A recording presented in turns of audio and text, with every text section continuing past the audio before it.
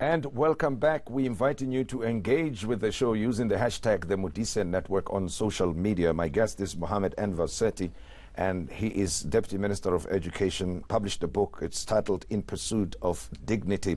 Now, we've heard, particularly from the political circles, right? You mentioned something about ethics. And I want to hear your views regarding ethics in relation to the concept that people are not guilty until found such by the court of law, even when, from an objective point of view, they seem to be engaged in unethical conduct. How do you separate that understanding? I found that people seem to be confused about ethical conduct on one hand and pronouncements by the courts on the other. No, thanks, Tim. You know, it's really to understand the distinction between morality and ethics on the one hand and law on the other hand. Yes. So legally you can't be convicted or you can't be deemed to be guilty unless and until you're convicted by a court of law. That's how the rule of law works, and that's how a system of justice works. But then there's a moral and ethical code. Political parties and organizations, whether they're business or public organizations, are not bound by the law in terms of whether or not a person should be in a position of trust where there is adequate evidence or there is a strong perspective that they might be guilty or might be guilty of malfeasance or corruption or anything of that nature. That's a political decision that has to be taken. But I think there should be a greater appeal to the moral sense of a public representative in particular. So if, for example, there is this view, a very strong view, informed by evidence, strong suggestions that I've acted irregularly, unethically, immorally, against the interests of a broader public interest, then I think one should basically have the conscience to leave, to say that in the interest of the organization, but also in the interest of government, because you're serving the people of the country, that it is best for you to step aside, not leave permanently, until this matter is finalized in a court of law, and then at the appropriate time, if indeed you are not guilty, to return to the office. You come back with credibility, and your position is not colored or tainted by aspersions, perspectives, assertions and allegations.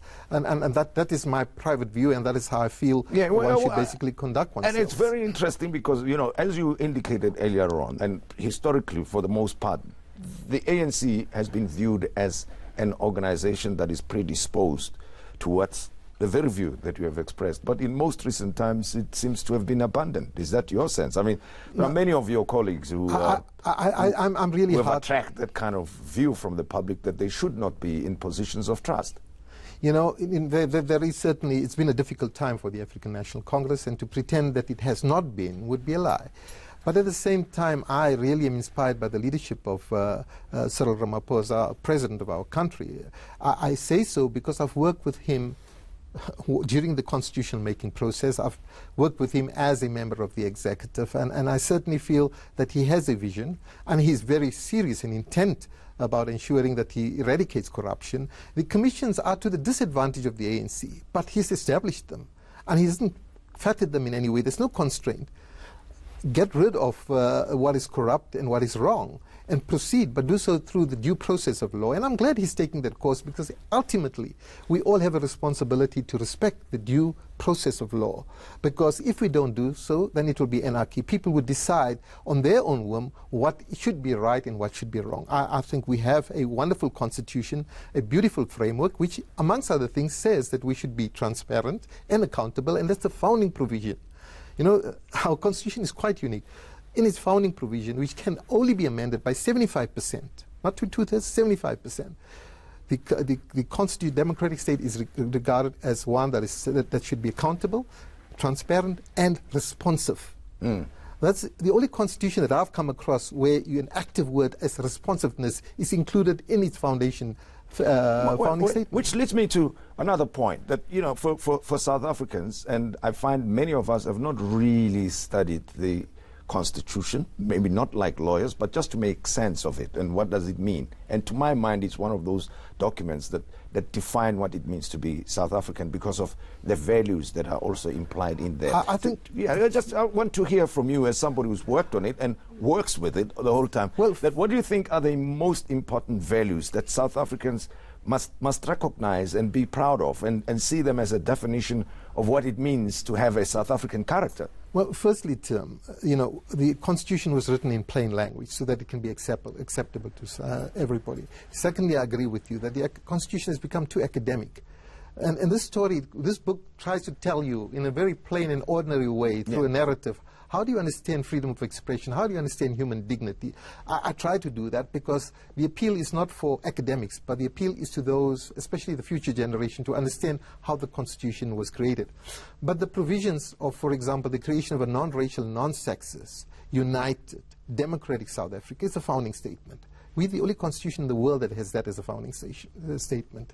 The principles of Ubuntu, the principles of respect, the principles of tolerance, they are embedded in our constitution.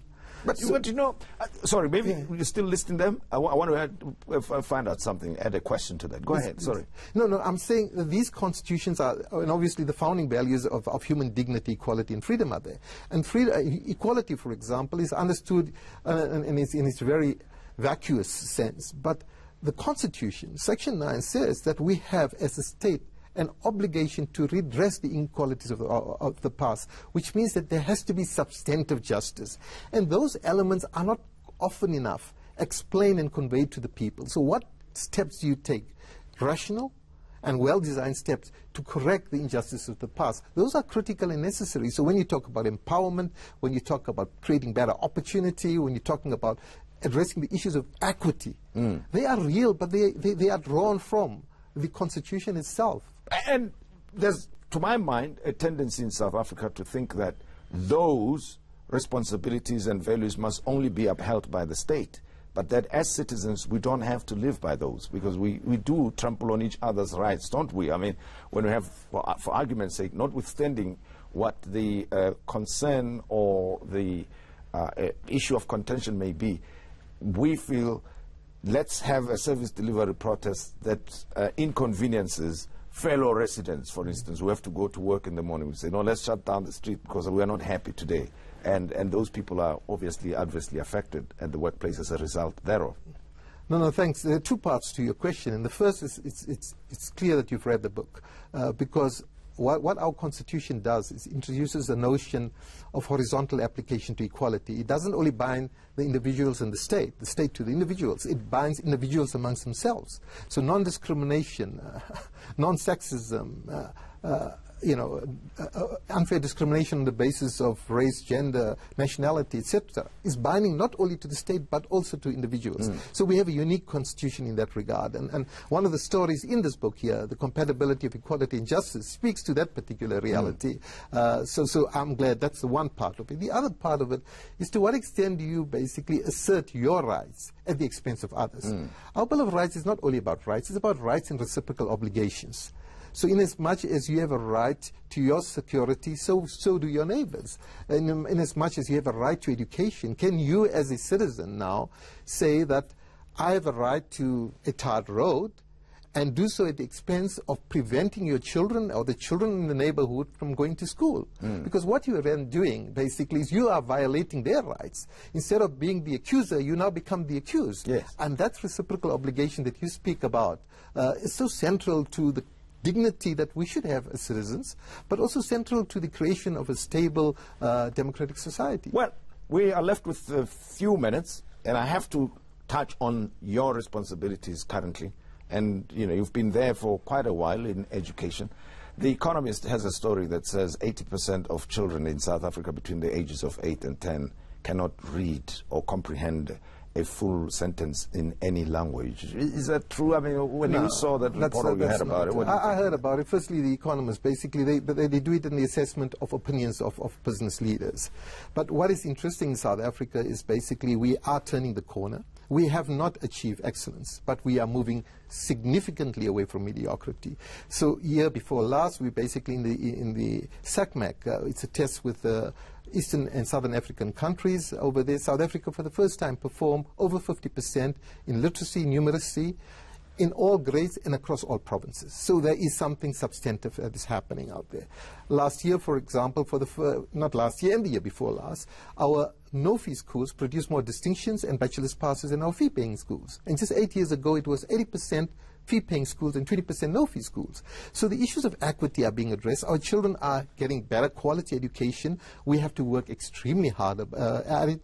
But the fact that we are able to provide resources to our children, 60 million books are distributed annually on time to every child in order to enhance their literacy and numeracy. A grade R child, and there's about almost 1 million now in our schools, receives 4 books delivered to him or her, black or white, in an affluent school or a less affluent school. And that speaks to the reality of equity. Now, there's the view of the 30% that the education system has collapsed and now allows for 30%. It's a commonly held view. But then why are 96% of our population in public schools? I'm with you. I just want to conclude by asking this question. Any particular regrets and any successes that you're proud of? I mean, are there things that you think could have been done better?